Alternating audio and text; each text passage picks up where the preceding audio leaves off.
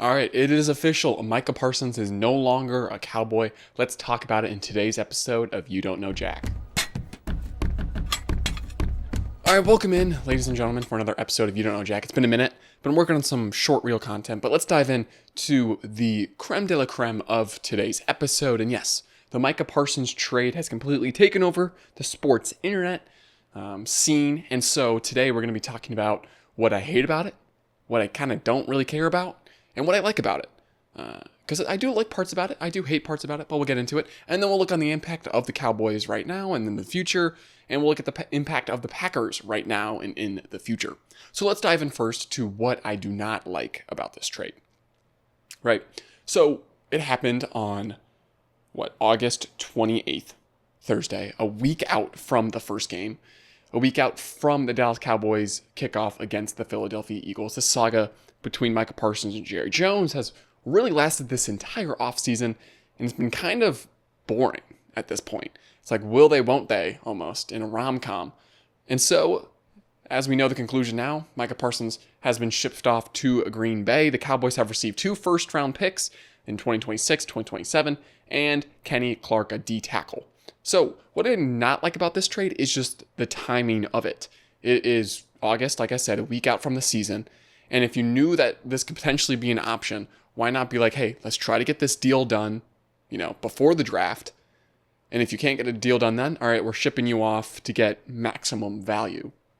Because if anything, you're delaying the rebuild, right? So they get the 2026 and 2027 first round picks. The Cowboys aren't going to be good this year. They weren't going to be this good this year, even with Micah Parsons.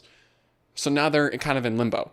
And it feels like they're wasting this year specifically. Now, maybe they build this year and they use the trade deadline to, ship off some more parts. I doubt that's going to happen.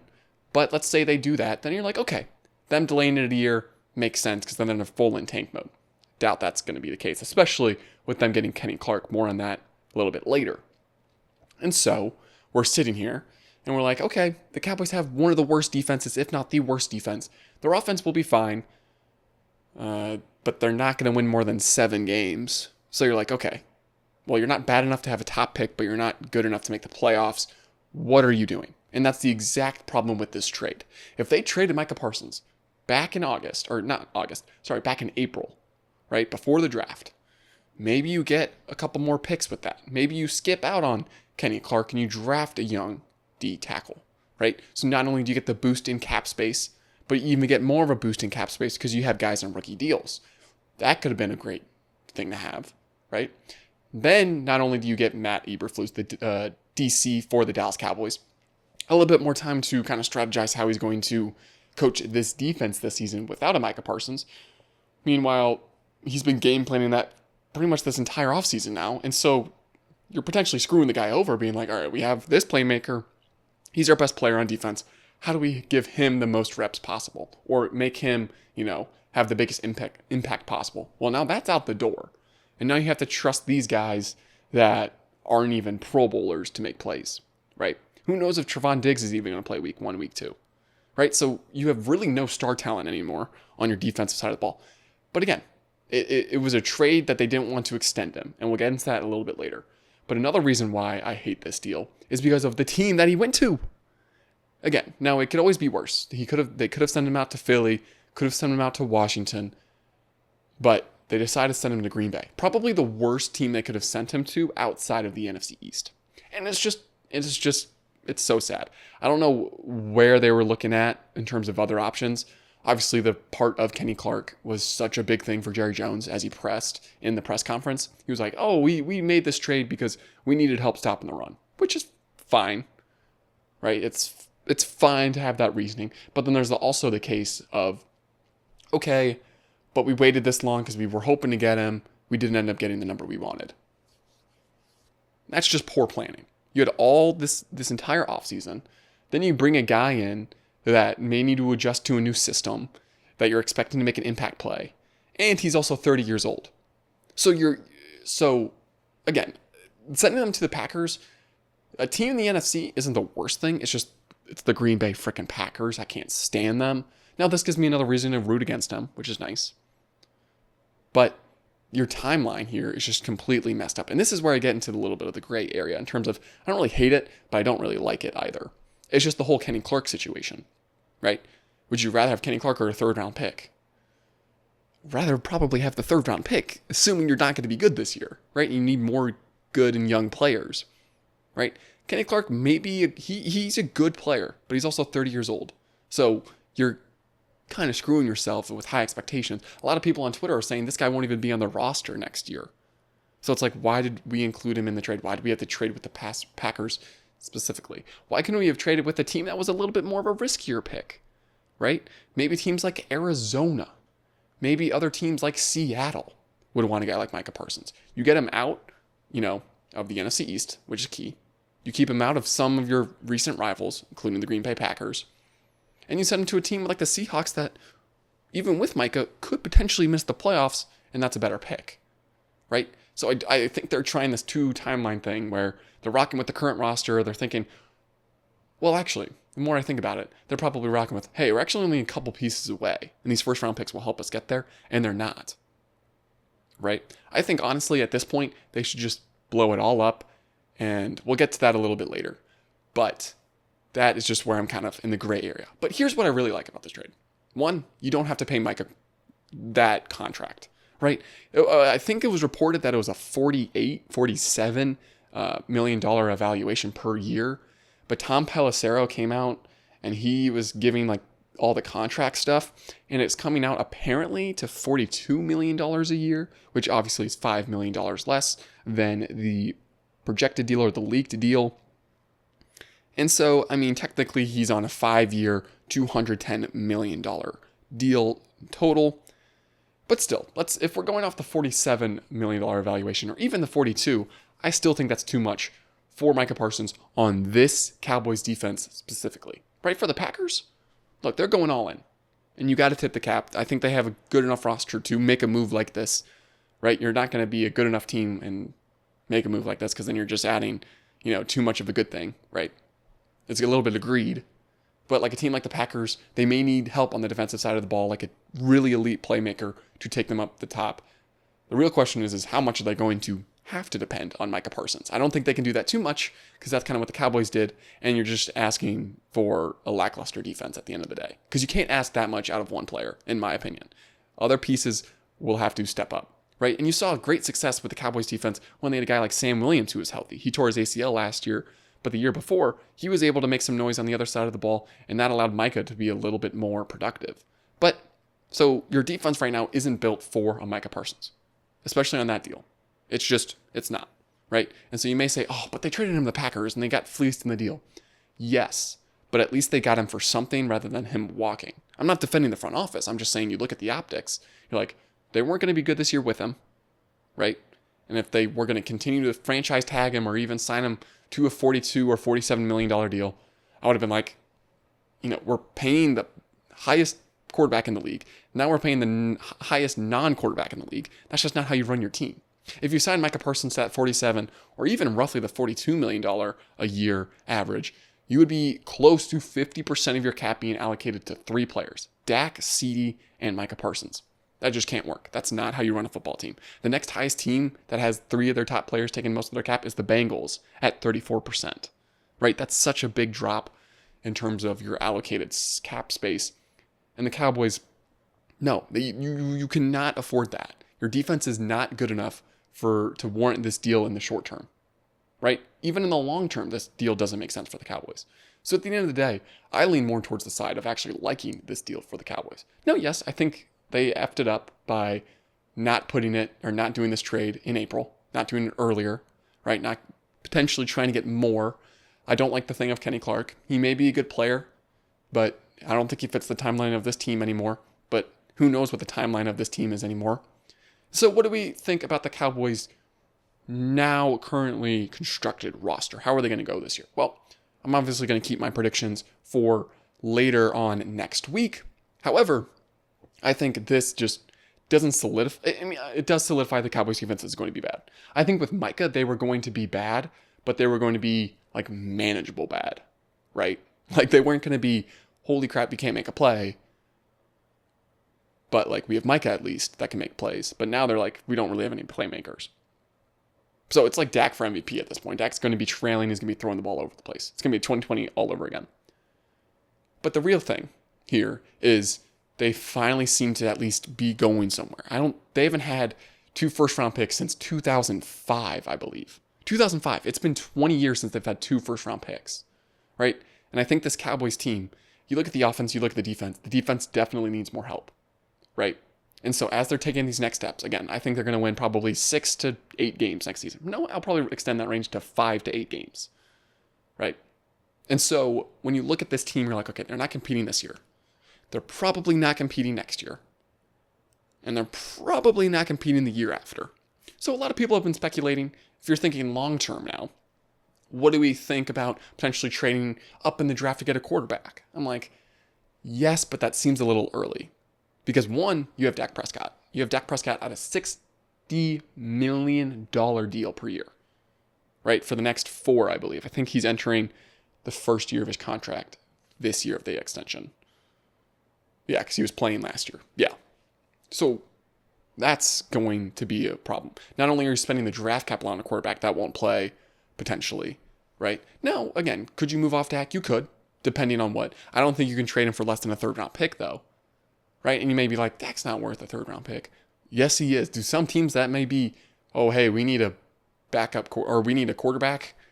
You know, if you look at a team like, I'm trying to think of a team that has a rookie, like in a certain team. Like, let's just take the Redskins, for instance, or the Commanders, right? They have Jaden Daniels. And let's say they are 11-0. Would they make a trade for Dak? Now, again, I don't think they trade interdivision. But, like, would they potentially trade for a quarterback, right? So you could find other teams in the league that maybe have success mid-season and move off Dak, right? That could be an option. I think the one player on this team that you can't trade is anyone on the offensive line and CeeDee Lamb. Because you will have a much harder time replacing a guy like CeeDee Lamb than you will the entire offensive line. So as you move forward, you got to use those draft picks on defense because I think your offense is fine. The George Pickens situation is interesting now because it's like, okay, do you extend him or do you trade him during this season, try to recoup what you lost in a 3rd-round pick and, move forward with, hey, we need to address this wide receiver 2 position in the draft, right? We have more picks now. We could potentially do that. So it's a lot of maneuvering that the Cowboys front office is going to have to do. Do I think they're going to do it? No. But that's what I would do. I would pretty much blow up the ship. I would try to move off Trevon Diggs. I would try to clear as much cap space as I can. I see what I can get for Dak. If I can get a decent deal, like even my thing is like Dak Prescott alone. If you take the contract out of it, let's say he was making right like $50 million a year, $50 to $55 million a year. That's a decent contract. It's up there still in pricier deals, but I'd be like, you could probably get a 1st-round pick from a team. Again, most of the time, he's an older quarterback, probably not a 1st-round pick, but you can probably get a 2nd, potentially. 2nd, a 3rd. I think that's a fine deal for the Cowboys. You're like, you get off the contract and you get a higher pick. You could even think, do we do this for a 4th-round pick just to clear up the cap space? I think the Cowboys would still win in that situation. I love Dak. Dak's great. But the Cowboys cannot compete right now. But you're like, okay, then why wouldn't you trade CeeDee Lamb? I think CeeDee Lamb is irreplaceable for this offense. I don't think the offense works without him, right? They don't have really any other piece that would be like, you can't trade him, except for people like a Tyler Smith in the O-line. You don't touch the O-line. You never touch the O-line. Ever. Unless you feel like you have good depth. You don't ever trade the O-line, right? And so you have a guy with CeeDee. And that is, if you do trade Dak, you're going to need a rookie quarterback. Let's say Joe Milton steps up, right? That would actually be very interesting. They move off Dak, but they don't even draft a quarterback. They rock with Joe Milton for a year. Again, you kind of want to be bad for the next 2 to 3 years. You want to stock as many picks. You want to get these guys in because you're not going to compete with a lot of rookies. You're not. You're going to compete with guys that are in their 2nd and 3rd years that have NFL experience, maybe a little bit of postseason experience, and then you're going to really try to go for that chip. We'll see how it goes. But that's kind of the Cowboys long term. They need to fully commit to tank mode, and I just don't think they will because Jerry Jones wants to at least be relevant. Because if the Cowboys suck, like really badly suck, then they're not going to make the news headlines until it comes till April and people are talking about the draft. Because if the Cowboys have a top pick, that will be the #1 conversation. But that's all the way till April. Jerry Jones is more focused between how can he make the headlines between August and February? But speaking of the Packers now, short term, they get the defensive elite playmaker in Micah Parsons. They had a decent defensive roster. I haven't looked at necessarily the whole 53-man lineup as we get closer. They play Detroit week 1. That will tell a lot of the story, right? But it's the offense that is still a question mark, because your defense can be fine.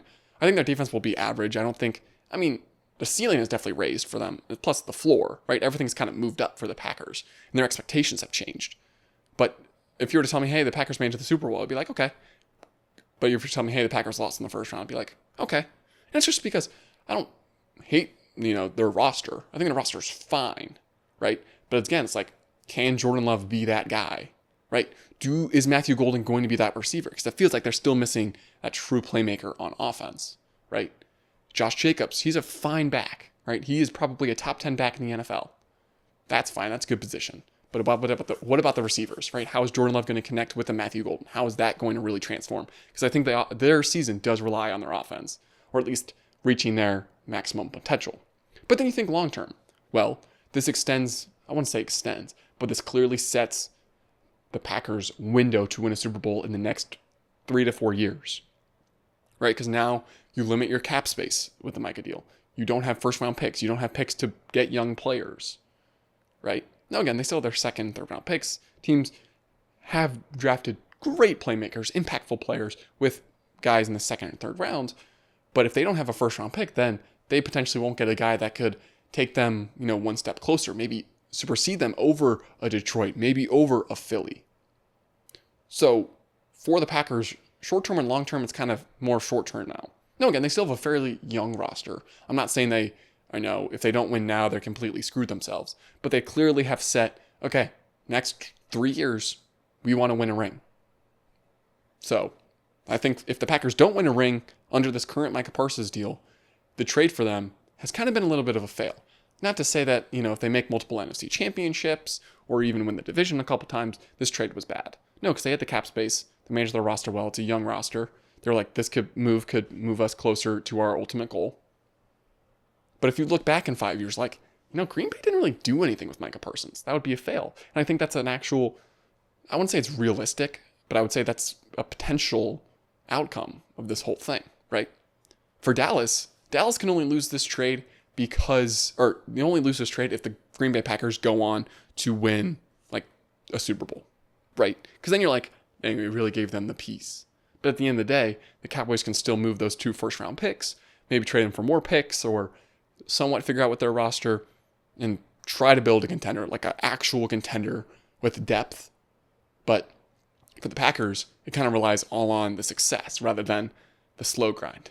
Their outcome of this trade is going to come in those next 3 to 4 to 5 years of whether or not they've made a Super Bowl and they've won it all. And I don't think it relies on Micah Parsons. It's always going to rely on the quarterback, and is Jordan Love going to be the guy? I think we'll figure that out this year. And if you're a Packers fan, you better cross your fingers, because if it gets revealed, or at least you can tell that Jordan Love's not the guy, because I still think that's a question, right? People have. It's kind of panic mode, right? Do we think that Jordan Love is the guy? How do you improve in that position? You don't have first round picks to potentially swap for another quarterback. So it could be a very, very tense next 3 to 5 years for Jordan Love and even Matt LaFleur, because you have the defensive playmaker that you've really never had, right? In terms of rushing the passer. Rashawn Gary's still really good. He's there. He should make some noise, right? But when you're talking about not only superstardom, but impact on the field, Micah's one of those really great players in today's league, and he's one of the younger ones. So it's like, this is our moment to win. If we don't win, it was a complete failure. And I think that's on the board for the Packers, right? For the Cowboys, they probably won't win one in the next 4 years. You're like, we didn't win one 3 years after that trade. Or did we lose the trade? No, you did not lose that trade, right? So there's more stress on the Packers to actually translate this trade to wins than it is the Cowboys to translate it to wins in the future, right? Because the Cowboys are kind of climbing a more uphill battle against the media and just how they run their team, whereas the Packers, they're like, we moved on successfully after the Aaron Rodgers era. We're in the Jordan Love era now. Can that translate to Super Bowls? We'll have to see, right? They have a tough division. I'm super excited for the NFC North this year. I just got done talking in the last podcast about what's the best division in football. I said the NFC West, just because I didn't trust some of the defenses in the NFC North. That might have to change. I might have to rescind that. Division winners coming out next week. That'll do it for this episode. If you're new here, please hit that subscribe button. I'm trying to hit 100 subscribers. It would mean a lot if you guys can hit that subscribe bell and leave a like on this video. Let me know in the comments what you think of the Micah Parsons trade. Do you think it was good for Dallas or Green Bay? Who are some of the real losers? Like the Bears are a loser. The NFC East are the winners, right? Let me know in the comments below. Anyways, guys, this has been You Don't Know Jack. I'm Jackson James. I'll see you guys in the next episode.